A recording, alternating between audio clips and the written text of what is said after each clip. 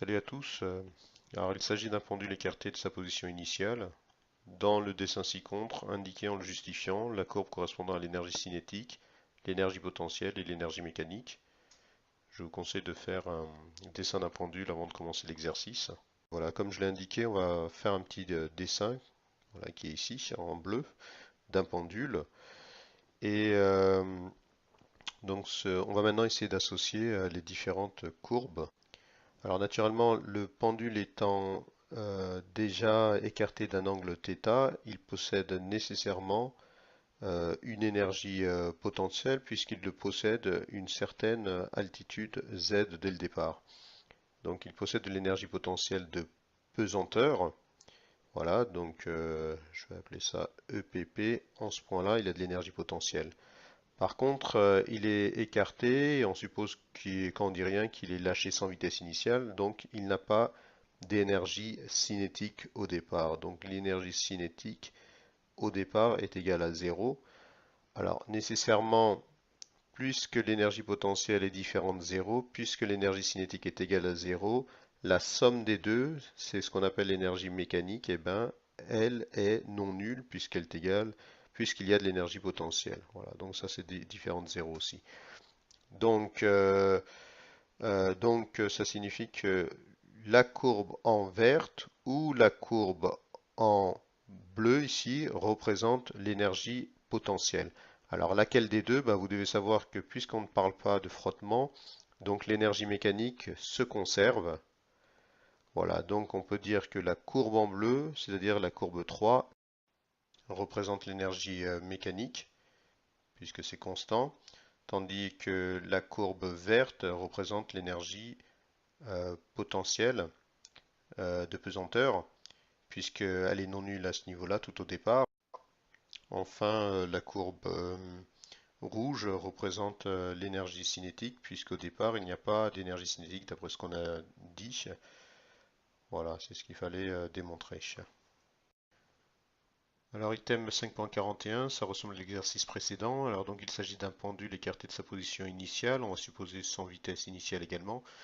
Alors, dans le dessin ci-contre, indiqué en le justifiant la courbe correspondant à l'énergie cinétique, potentielle et mécanique. Et enfin, pourquoi ces courbes sont-elles différentes des précédentes? Alors, on va raisonner comme précédemment. On va commencer par faire le schéma d'un pendule qui est écarté par rapport à la verticale, donc d'un angle θ. Donc, automatiquement, ce pendule, puisque il possède une altitude non nulle, donc à l'état initial, il a nécessairement de l'énergie potentielle, voilà, qui est différente de 0.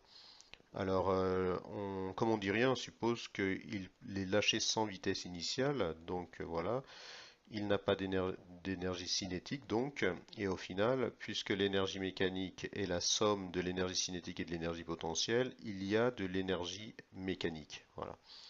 Alors maintenant, à savoir, au départ, il y a de l'énergie mécanique, il y a de l'énergie potentielle, donc automatiquement, et il n'y a pas d'énergie cinétique par contre, donc tout de suite, on peut dire que la courbe qui est verte, on peut dire que c'est la courbe d'énergie cinétique.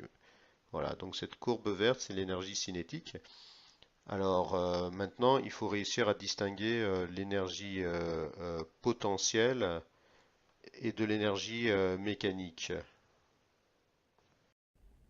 Alors à présent, il s'agit de distinguer la courbe d'énergie potentielle de la courbe d'énergie mécanique. Alors, lorsque le pendule descend, il décrit un arc de cercle. Donc il va commencer, Z va commencer par diminuer, ensuite va remonter jusqu'à une certaine altitude. Ensuite, ça va faire l'inverse, ça va redescendre. Pour ensuite remonter jusqu'à une certaine valeur. Et donc, on constate que ça Z oscille. Donc,